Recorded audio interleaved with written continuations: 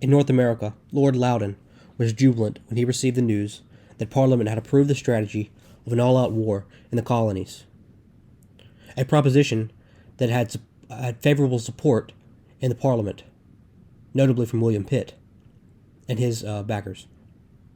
But an all-out war meant concessions from the colonists, concessions that would not always be made willingly. A policy that anyone who might be familiar with the United States Constitution might know about suddenly became an issue of relevance. The quartering of troops in private homes in the American colonies remained a difficult issue for Lord Loudon in his campaign. He hoped to have his ally in Parliament, William Pitt, pass a bill to allow for this, but until then, he simply used the strategy of force to have his way with colonial citizens, and hoped not to bear the brunt of the consequences of that. Loudon hoped to establish control over the contract-minded soldiers of New England and their rank-conscious officers by changing the method of recruitment. Whereas in the past, each province had supplied what amounted to a small, complete army, now Loudon asked the colonies to provide troops in standardized 100-man companies, with only one field officer per province ranking above the company commanders.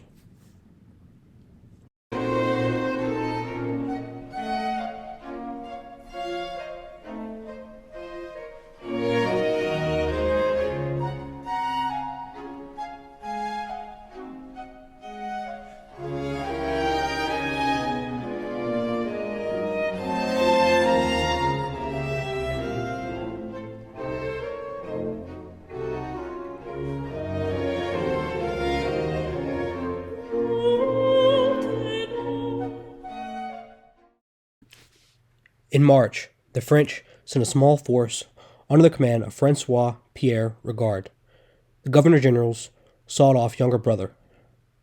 A force of 1,500 Canadians, French, and Indians had approached the fort over the frozen lake and harassed its small winter garrison for 4 days.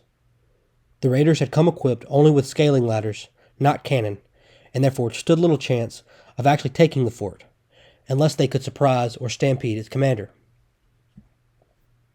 The British fort was under the command of Major William Erie, and with this force they defended the fort from the French attack. However, the French force was able to burn all of the fort's outbuildings, including a palisade barricade, several storehouses, a sawmill, and a small hospital. The fort was in much worse shape than before the raid. Montcalm, stationed in Quebec, was still unhappy with the uncontrollable behavior of his Abenaki, Caughnawaga, Nipissigi, and Ojibwe warriors after the surrender of Oswego. Montcalm also received reports from his aide-de-camp that noted that everyone in the Indian camp was swimming in brandy. Montcalm had been willing to ransom English prisoners from their Indian captors after the battle. This, of course, further led to the divide between the Indian warriors. By the end of July, nearly 2,000 Indians were assembled at Fort Carillon in aid of the army of 6,000 French regulars and Canadian militiamen that Montcalm was preparing to lead against Fort William Henry. With no fewer than 33 nations, as many languages, and widely varying levels of familiarity with European culture, represents the problem of control that were magnified under Montcalm's rule. Since Montcalm realized that in the midst of the woods of America, one can no more do without them than without cavalry in the open country, he did what he could to accommodate, appease, and flatter his allies. But he knew better than anyone else he could not command them.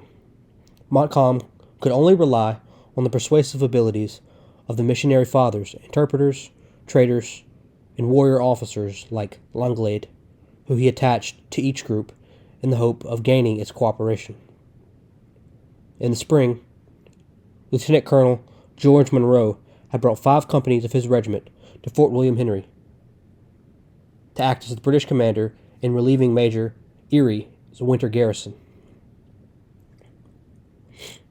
Monroe was bogged down and unable to launch any reconnaissance missions until late June. To officers surveying the scene through field telescopes, the growing light revealed more than 60 Betu had been joined together with the Catarama-style platform of planks. These rode in low in the water, borne down by the weight of the siege guns they carried. Monroe wrote to Webb, "We know not that they have cannon." And one of the three pleas he had sent to General Webb in hope for more aid. It was now unmistakably clear that the second siege of Fort William Henry would be conducted in the European style that Montcalm had intended to. As the French army and their native allies made their trek through the woods, General Montcalm gave orders to keep silence as they made their way through the New York wilderness. But not even this could hold the excitement of his troops. They fired musket salutes, beat rolls on the drums, and sounded hunting horns as they made their way through the wilderness. At 3 o'clock on the afternoon of August 3rd, Montcalm formally began the siege by sending a messenger under the flag of truce in accord with European custom, bearing a demand for the garrison's surrender. "Humanity," he wrote, obliged to warn Monroe that once the French batteries were in place and the cannon fired, perhaps there would not be time, nor would it be in his power, to retain the cruelties of a mob of Indians of so many different nations. Monroe replied that the fort would resist to the last extremity. While the commanders exchanged their ceremonial courtesies, the Indians stood in a great crowd in the space around the fort, obeying the norms of their own culture by hurling taunts at the defenders. As one Abenaki warrior shouted in broken French, "Take care to defend yourself, for if I capture you, you will get no quarter." The fort was in a tough position on August 3rd, though not completely indefensible. The greatest danger was a fire that could be provoked by the French and their allies, but Monroe took provisions to make sure this did not happen, and hoped for reinforcements to be sent soon. On August 4th, Montcalm's engineers laid out the first line of entrenchments less than half a mile from Fort William Henry's north bastion, and as his Canadian militiamen began to construct artillery emplacements opposite the fort's western wall, General Daniel Webb was defending Fort Edwards, and he would be made to understand that he was not to provide any immediate reinforcements. Webb's aide-de-camp therefore advised Monroe that General Webb does not think it prudent to attempt a junction or to assist you at present. Indeed, in view of the 11,000-man strength of the French force that Monroe had reported, and the possibility that Webb should be so unfortunate from the delay of the militia not to have it in his power to give you timely assistance, Monroe might well consider how, if worse came to worse, he might make the best terms of capitulation possible. Monroe would receive this message only on August 7th, because of one of Montcalm's Cotonagua scouts stalked the courier into the woods after he left Fort Edwards and killed him, long before he could reach Fort William Henry. The blood-stained letter, cut from the linen of the dead man's jacket, came to Monroe under a flag of truce, together with a polite note from Montcalm suggesting that he take Webb's advice and surrender. By sunset on August 8th, the relentless French bombardment had shattered the morale of Monroe's garrison, most of whom had not slept for 5 nights running. Already on the 7th, Monroe had felt threaten to hang cowards or indeed anyone else who advocated for surrender. Monroe summoned a council of war. On the 8th, Monroe summoned a council of war with his officers, and all of whom voted to surrender the fort. The next day, on August 9th, at 1 o'clock in the afternoon, the articles of capitulation had been worked out. Montcalm offered terms identical to those allowed the British garrison on Minorca in 1756, an intentional compliment to Monroe, acknowledging that he had conducted his defenses according with the highest professional standards, in return for a pledge that they would remain non-combatant on parole for 8 months. The entire garrison of Fort William Henry would be granted safe passage to Fort Edwards under French escorts, and in recognition of their valor would be permitted to retain their personal effects, small arms, unit colors, and a symbolic brass field piece. All English and provincial soldiers, too sick or badly wounded to make the trip to Fort Edwards, would be cared for by the French and repatriated when they had recovered. In return, Montcalm demanded only that all French military and civilian prisoners in Anglo-American custody be returned to Fort Carillon by November, that the cannon, ammunition, stores of war, and provisions within the fort would be surrendered to the French. But the fact that Montcalm had deprived his native allies of their trophies and spoils of war did not go well among those in the Indian camp. So the Indians entered the fort in search of booty, and finding little, set upon the 70 or so sick and severely wounded men who had been left to care for by the French.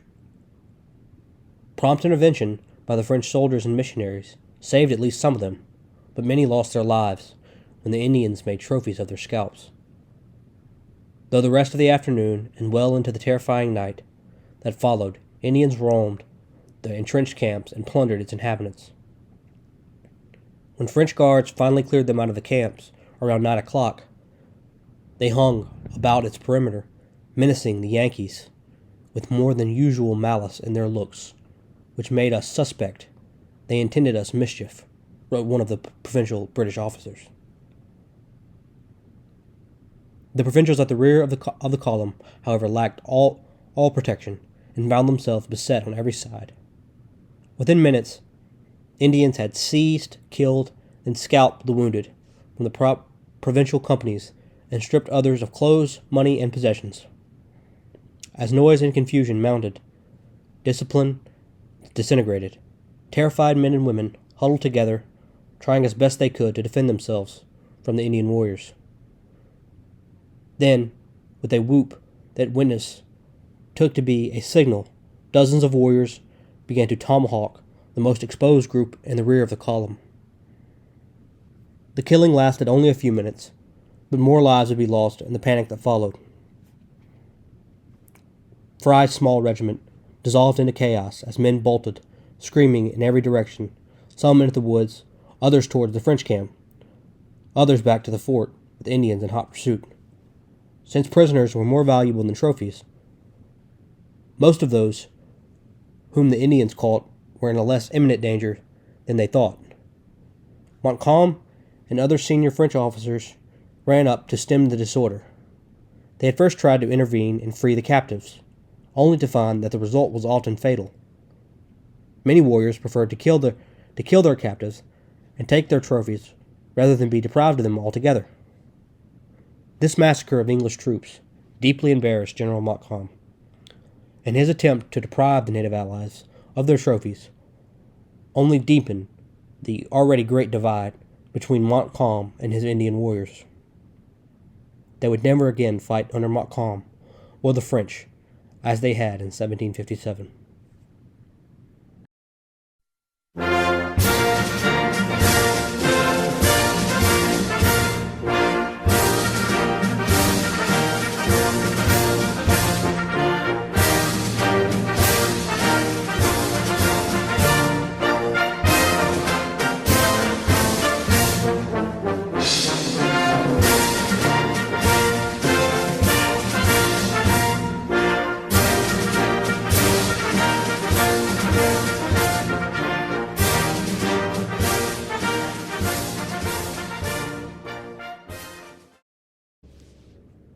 By the spring of 1757, the Russian Bear had become fully mobilized for the war in Europe.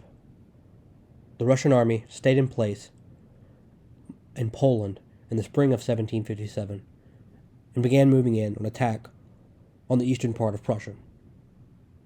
Frederick was forced to divert his troops from the Austro-French campaign that he was conducting, and a Prussian army of 25,500 men, led by Field Marshal Hans von Lidwald, decided to surprise a much larger enemy and attack a group of men under General Vasily Lukin while it was crossing the Pregel River.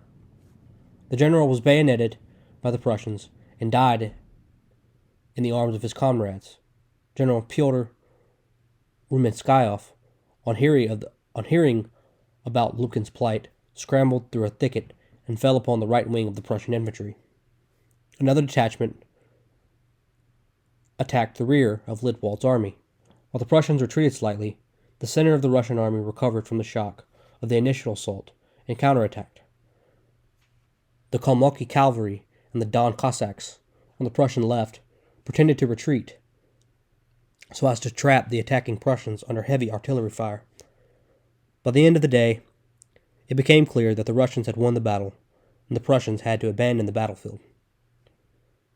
The Prussian army's defeat was primarily due to smoke from burning villages, which had made it hard to distinguish friend from foe, and caused the planned attack by Lidwald to lose momentum and coordination. Frederick himself stayed in Saxony throughout the summer into autumn. The situation for the Prussian army became increasingly worse, with being forced to divert more and more troops to defend against the Russians, and also a potential Swedish invasion from the north. He wrote to his sister Williamine, "I am so oppressed with grief that I would rather keep my sadness to myself. I am looking forward to dying sword in hand rather than suffering defeat followed by the tyrannical rule of my enemies." Sorrow is a century. Death is an instant. Though his sister reminded him of his great military genius, and for him to find resources even when the war is lost. Though the Russians had won a great victory at Gross-Jekerdorf, with their camp now settled in the Duchy of Prussia, they ran short of supplies, and Pyotr Rumenskayov was forced to retreat out of the Duchy of Prussia. Upon hearing the news, Frederick sent his congratulations to Lidwald, and now wanted Lidwald to move north and defend against the possible Swedish attack. But the good news did not last long. On October 16th, a small Austrian army invaded the undefended capital of Berlin. Although clearly not able to hold the city, they were able to get a stiff ransom from the Prussians and did a great deal of damage to the Prussian capital. Frederick now had to divert even more of his troops to protect the capital. Frederick's only chance to avoid destruction was to prevent the Austrian and French armies from combining forces and destroying Frederick's army for good. Frederick moved with pace in late October and early November, hoping to prevent the French from being able to link up. On November 4th, Frederick received intelligence that the French army was at Mulich, some 25 miles west of Lipping. They blared their trumpets and music, giving away their position. Frederick said of it, "All their complements of the musicians, trumpeters, drummers, and fifers now gave sound, as if they had won some great victory." The French and Saxon army, under the command of the Saxon commander Joseph Frederick of Saxony, now lay in Mulich. Frederick positioned his army between Bedra and Lundstedt, and the French commander, the Duke of Saint Germain, assumed that Frederick was depleted and looking to avoid battle. Of course, this idea could not be more untrue, and was rarely ever true of Frederick in his military history. The French began to attack around 2 o'clock on the afternoon of November 5th. They moved in their 3 columns, sluggishly, hoping to outflank the inferior Prussian army on the left side. Frederick had first believed the French army was retreating further, but when they turned east, he soon realized that the French were attacking him. Per usual, the Prussian army moved with incredible speed to defend against the attacking forces. Frederick had conceived his battle plan. The army would move to cut off the French advance, utilizing the low ridge of Janus Hill to screen their march. They would first move northeast, giving the impression of retreating, then would make a wide swing to the south, and finally turn west, bringing them in front of the Allied columns, thus cutting off their advance and attacking them while they were still on the march, leaving Prince Ferdinand with the right wing of the army to make a demonstration in front of their original position. Frederick ordered two lines of the army to quarter wheel to the left, thus forming them into two marching columns. The cavalry wheeled around east under the command of General Seydlitz. Major General Seydlitz gave the remaining cavalry of the army 38 squadrons to serve as the vanguard. Seydlitz, using the numerous hollows in the area to screen his movements, was ordered to drive off the French cavalry, leading the Allied columns, or the French-Saxon Allied columns, and attack their infantry before it could form. Because the cavalry had the farthest to go, Frederick ordered them to move immediately. Seydlitz, a major general only for a few months, jumped in the saddle and rode straight to the cavalry generals, and with a voice of authority informed them, "Gentlemen, I must obey the king, and you will obey me." The cavalry duly set out, with the infantry columns racing along behind, trying to keep pace. Seydlitz, having formed his squadrons in line, continued moving forward in this formation until he reached a suitable attack position slightly behind the eastward extension of Janus Hill. The first Prussian cavalry charge had little success, and the French and Saxon allied forces were able to withstand the attack. But the Prussian luck soon changed. 24 squadrons of French cavalry rode forward to enter the fray. Seydlitz then committed his second line of attack, and the timing was perfect. 18 Prussian squadrons, supported by the five squadrons of Selsky Hussars, caught not only the Allied advance guard, but also the reinforcing French squadrons in a double flank attack. With his regiments well in hand, Seydlitz brought his troopers to a halt to await the next opportunity to charge. He wheeled the regiments to the left and took position in the woods behind the hill over which the Allied infantry were advancing. Between the Janus Hill from the Kohler Muller's guns were firing with great effect. In the line of their camp, the Prussian infantry were turning to the right and coming forward in line to attack the unwieldy columns of the French in Reichardsarmee. How do you say that? Sorry, the French army name. The leading Prussian regiments fired a devastating volley into the leading French regiments of Piedmont and Mali. The French in the Reichardsarmee were severely hampered by being crowded into columns, an inappropriate formation for battle. Under the heavy Prussian fire, the columns quickly dissolved into an uncontrollable mass. At this point, Seydlitz launched his second charge into the right flank of the columns. The effect of the combined attacks of the Prussian infantry and cavalry and the bombardment from Mahler's guns brought about a complete collapse in the columns of the French, Austrians, and Saxon forces turned and fled the field or surrendered. A French soldier said of the battle, "Everybody sank into a mob. It was not possible to prevent the flight. The Prussian infantry followed on our heels and fired without checking its advance or having a man drop out of rank or file. The artillery bombarded us without pause." As the dissolving army poured back past the Pettstadt, where the detached forces of St. Germain's French light infantry and London's Austrians came down from their position to the west of Rossbach to cover the frenzied flight. The Prussians lost only about 500 men, whereas the French lost about 9,000 men. The Battle of Rossbach would be another great Prussian victory. And despite a great deal of despair, which had plagued Frederick throughout the summer of 1757, he had yet again destroyed a superior force which outnumbered him by more than 17,000 men, a feat which he accomplished 5 times in his military career.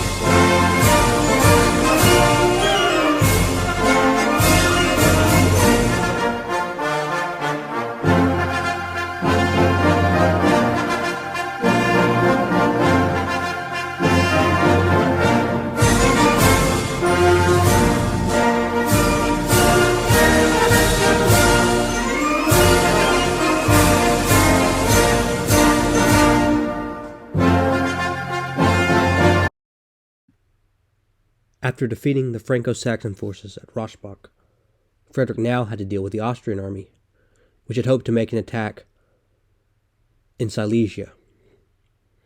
It was the Empress Maria Theresa who made the decision to put Prince Charles of Lorraine in command of the Austrian army instead of Ulysses von Braun or Marshal Daun, who, you might recall, just had won a great victory against Frederick at Kollin.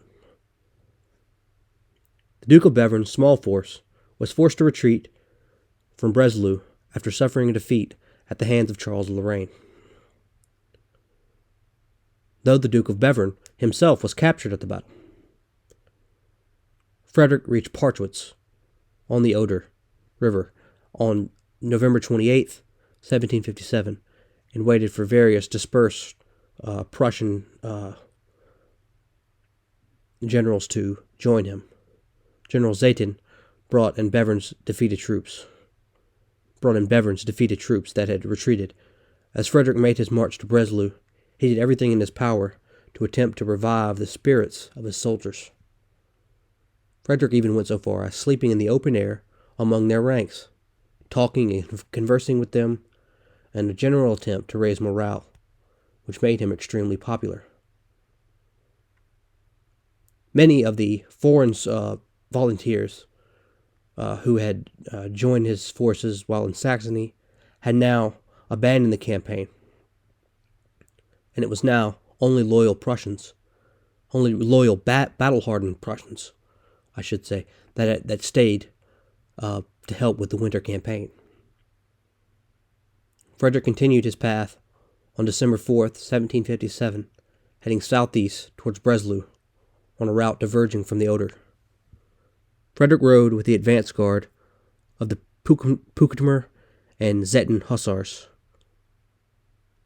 Before the Battle of Leuthen, he delivered what would be known as the Parchwitz Address, one of the most inspiring speeches ever given before a great battle.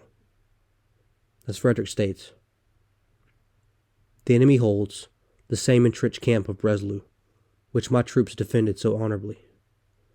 I am marching to attack this position. I have no need to explain my conduct, or why I am determined on this measure. I fully recognize the dangers attached to this enterprise. But in my present situation, I must conquer or die. If we go under, all is lost. Bear in mind, gentlemen, that we shall be fighting for our glory, the preservation of our homes, and for our wives and children. Those who think, as I do, can rest assured that if they are killed, I will look after their families. If anybody prefers to take his leave, he can have it now, but he will cease to have any claim on my benevolence."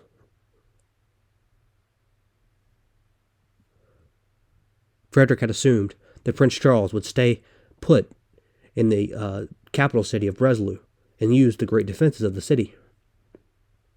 But once he realized that Charles had left the city's defenses, the defenses of the city, and moved towards Leuthen, Frederick said, "The fox has left his lair, and how I will punish its pride." At 5 a.m.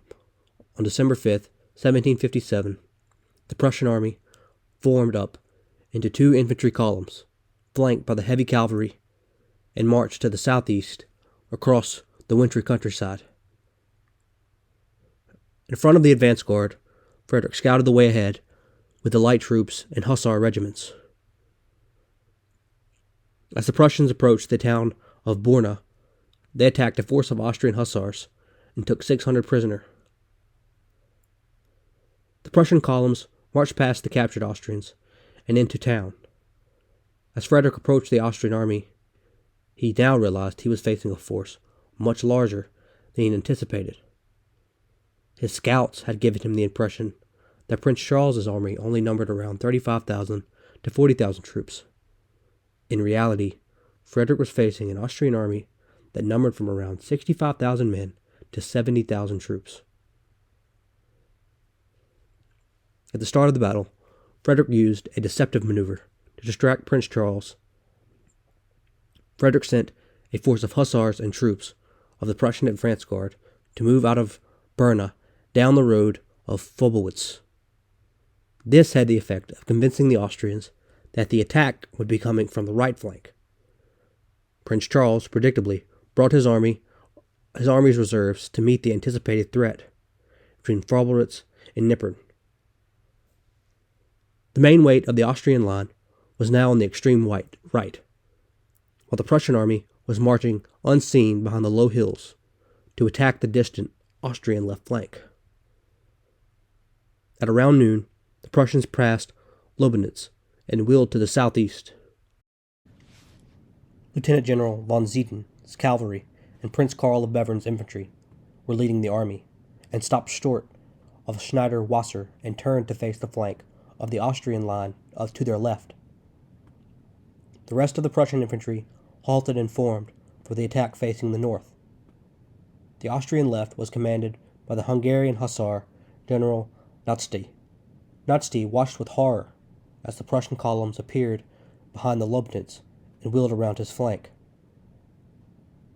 As he saw this movement taking place, he dispatched an order to Prince Charles at the other end of the Austrian line, with messages that the Prussian attack was about to fall on the left flank.